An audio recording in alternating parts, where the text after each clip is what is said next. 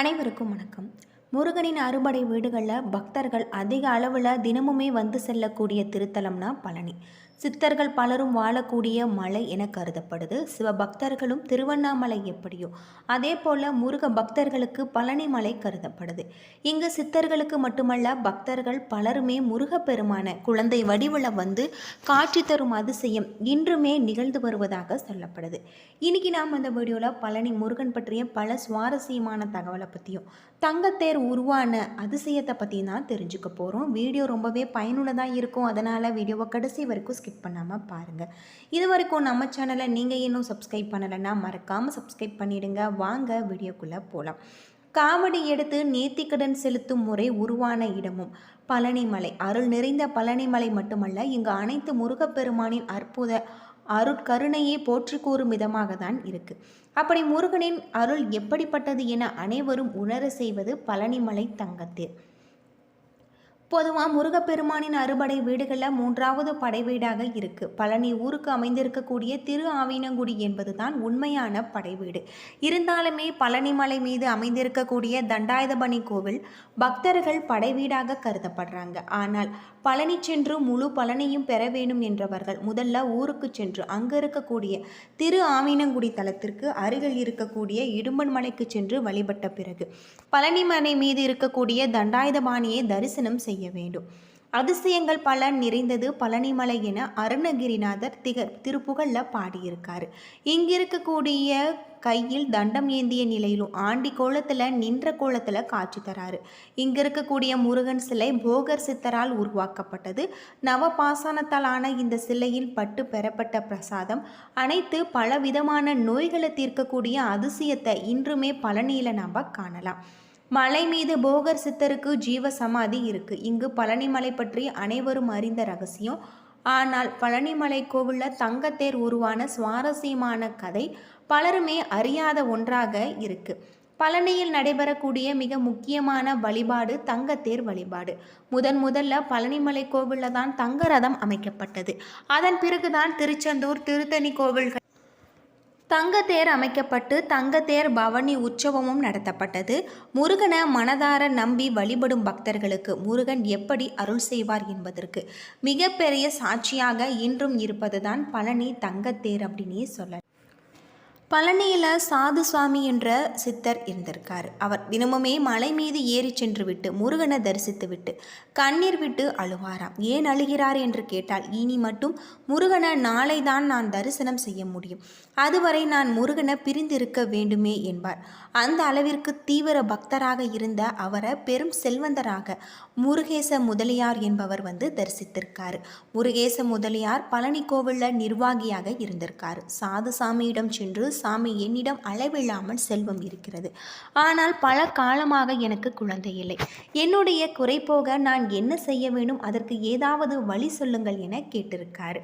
இதை கேட்ட சாதுசாமி, இந்த மலையை நிரம்பி வழியும் அளவிற்கு பால் அபிஷேகம் செய் என்றார்.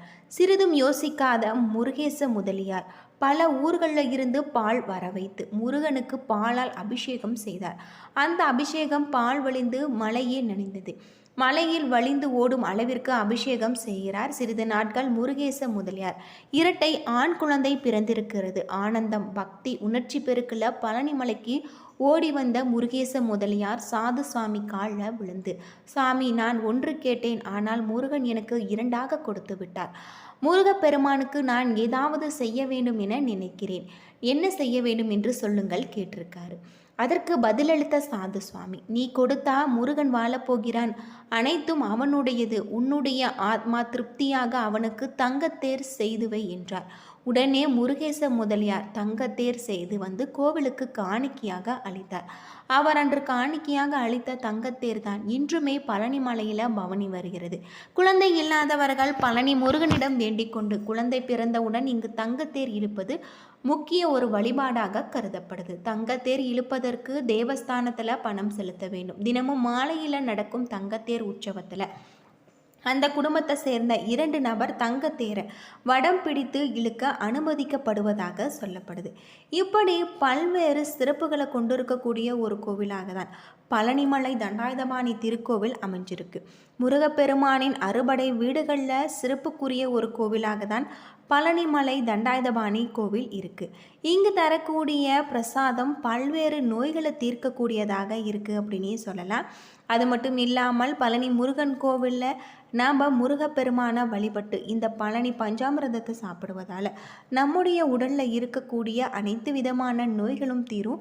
அப்படி ஒரு சக்தி வாய்ந்த ஒரு தெய்வீக பிரசாதமாக தான் இந்த பஞ்சாமிர்தம் இருக்குது அப்படின்னே சொல்லலாம். முருகனுக்கு எத்தனையோ கோவில்கள் இருந்தாலுமே மிகவும் தனி சிறப்பு வாய்ந்தவராக கருதப்படுபவர் பழனி முருகன். தமிழ் கடவுளான இவருக்கான கேரளாவில் இருந்துமே உலகின் பல பகுதிகளில் இருந்துமே ஏராளமான பக்தர்கள் பழனிக்கு வந்து செல்கிறாங்க. முருகப்பெருமானை இங்கு மட்டுமே நாம் ஆண்டி கோலத்தில் காண முடியும். இங்கு முருகனுக்குள் நவகிரகங்களும் அடக்கம் என்பதால் இங்கு வந்து வழிபட்டால் நவகிரக தோஷம் நீங்கும். சித்தர்கள் பலரும் வாழக்கூடிய மலையாகும். குழந்தை வடிவில் முருகன் காட்சி தரும் இடமாகவும் விலகும். பழனிமலை பல்வேறு அதிசயங்களை கொண்டதாக அருணகிரிநாதர் உள்ளிட்ட பலருமே புகழ்ந்து பாடி இருக்காங்க. வாழ்க்கையை மாற்றி தரக்கூடிய பழனிமலை ஆண்டவர் கொங்கு நாட்டு வியாபாரிகள் பலருக்குமே முதலாளியாகவும் பங்குதாரராகவும் இருந்து வராரு. முருகப்பெருமானின் அறுபடை வீடுகளில் 3வது படை வீடாக திகழ்வது தான் பழனிமலை தண்டாயுதபாணி கோவில். இந்த கோவிலில் தினமுமே ஆயிரக்கணக்கான பக்தர்கள் வழிபட்டு செல்கிறாங்க. பழனி முருகன் கோவில் பற்றிய பலருக்கும் தெரியாத சில விஷயங்களை நாம் தெரிந்து கொள்வதும் சுவாரஸ்யமாக இருக்கக்கூடியதாக இருக்குது. முருகப்பெருமான ஆண்டி ராஜ அலங்காரம் எந்த கோலத்தில் தரிசனம் செய்தால் நல்லது தான். இருந்தாலுமே ஒவ்வொரு அலங்காரமும் ஒரு குறிப்பிட்ட பிரச்சனையை தீர்க்கக்கூடியதாக சொல்லப்படுது. அப்படி பழனி முருகனை எந்த கோலத்தில் தரிசனம் செய்தால் என்னென்ன பிரச்சனைகள் தீரும், எந்த கோலத்தில் நாம் தரிசனம் செய்ய வேணும் என்பதை நாம் தெரிந்து கொண்டு தரிசிப்பது இன்னும் சிறப்புக்குரிய ஒன்று. முருகப்பெருமானின் மூல விக்கிரகத்திற்கு தினமுமே 4 விதமான அபிஷேக பொருட்கள் மட்டும் பயன்படுத்தப்படுது. நல்லெண்ணெய், பஞ்சாமிர்தம், சந்தனம், விபூதி, பன்னீர் மார்கழி மாதத்தில் மட்டும் பயன்படுத்தப்படுது. இவைகளில் சந்தனம், பன்னீர் தவிர மற்ற எல்லாமே தண்டாயுதபாணியின் சிரசில் வைத்தவுடன் அகற்றாங்க. அதாவது முடி முதல் அடிவரை என்கின்ற முழு அபிஷேகம் சந்தனத்துக்கும் பன்னீருக்கு மட்டும்தான் இருக்கு. இதில் சிரசு விபூதி என்பது சித்தர் உத்தரவால் பக்தர்களுக்கு வழங்கப்படுகிற ஒரு பிரசாதம். இது கிடைப்பது மிகவும் புண்ணியம் அப்படின்னே சொல்லலாம். ஒரு நாளைக்கு 6 முறைக்கு தண்டாயுதபாணிக்கு அபிஷேகம் அலங்காரம் செய்கிறாங்க. 5 முதல் 7 நிமிடத்திற்குள் முடிந்துவிடும். அபிஷேகம் முடிந்து அலங்காரம் செய்து விட்டார் பின்னர் அடுத்த அபிஷேகம் வரை மாலை சாற்றுவதோ பூக்களால் அர்ச்சனை செய்வதோ கிடையாது. இரவில் முருகனின் மார்பல வட்ட வடிவல சந்தன காப்பு சாத்துறாங்க. விக்கிரகத்தின் புருவங்களுக்கு இடையில ஒரு பொட்டு அளவுக்கு சந்தனம் வைக்கப்படும். முன்னொரு காலத்தெல்லாம் சந்தனத்தை முகத்தில் சாத்தி கொண்டிருந்தாங்க. பின்னால் இந்த முறை மாற்றப்பட்டிருக்கு. தண்டாயுதபாணி விக்கிரகத்தால் நவபாசானத்தால் செய்யப்பட்டது என்பதால் எப்பொழுதுமே மிகுந்த சூடாக இருக்கும். இதனால் இரவு முழுவதுமே அந்த விக்கிரகத்திலிருந்து நீர் வெளிப்படும். அந்த தீர்த்தத்தை அபிஷேக தீர்த்தத்துடன் கலந்து காலை அபிஷேகம் நடக்கும்போது அங்கே இருக்கக்கூடிய பக்தர்களுக்கு பிரசாதமாக விநியோகம் செய்வதாகும். தண்டாயுதபாணி சிலையை சுற்றி எப்பொழுதுமே ஒருவித சுகந்த மனம் பரவிக்கொண்டே இருக்கும். தண்டாயுதபாணி சிலைக்கு இடது பக்கத்தில் ஒரு சிறிய மரகத லிங்கம் இருக்குது. தீப ஒளி இல்லாமல் இந்த லிங்கத்தை நம்மால் தரிசிக்க முடியாது. பழனியில் 2 மரகத லிங்கம் இருக்குது. ஒன்று முருகன் சன்னதியில், இன்னொன்று போகர் சமாதியின் மேல். இந்த 2யுமே போகர் பூஜை செய்வதாகவும் ஒரு தகவல் இருக்குது. தண்டாயுதபாணி சிலையை ராஜ அலங்காரத்தில் தரிசிக்க வேண்டுமா, ஆண்டி கோலத்தில் தரிசிக்க வேண்டுமா, எது சிறந்தது என்ற சந்தேகம் பல காலமாக பக்தர்களுக்கு இருந்து வருது. பலருமே ஆண்டி கோலத்தில் முருகனை தரிசிக்கக்கூடாது என்று சொல்வதுண்டு. இது முற்றிலும் தவறானது. பழனி முருகனை ஆண்டி கோலத்தில் தரிசிப்பதற்கு அளவில்லாத பல சிறப்புகள் இருக்கு. முற்றும் திறந்த தவநிலை, அதாவது அலங்காரம் இல்லாமல் ஆண்டி கோலத்தில் பார்க்கும் பொழுது நமக்குள் மெய்ஞானம் பிறக்கிறது அப்படின்னே சொல்லலாம். முற்றும் திறந்தவர்கள் குடும்பத்தில் பல நிலைகளை கடந்தவர்கள். இவர்கள் எல்லாமே இந்த கோலத்தை விரும்பி பார்க்கலாம் அப்படின்னு சொல்லப்படுது. என்ன நண்பர்களே, இந்த வீடியோ உங்களுக்கு பயனுள்ள ஒரு தகவலை தந்திருக்கும்னு நினைக்கிறேன். வீடியோ பிடிச்சிருந்தால் லைக் பண்ணுங்கள், ஷேர் பண்ணுங்கள், கமெண்ட் பண்ணுங்கள். இது போல் தகவலை தெரிஞ்சுக்க நம்ம சேனலை மறக்காமல் சப்ஸ்கிரைப் பண்ணிடுங்க. நன்றி நண்பர்களே.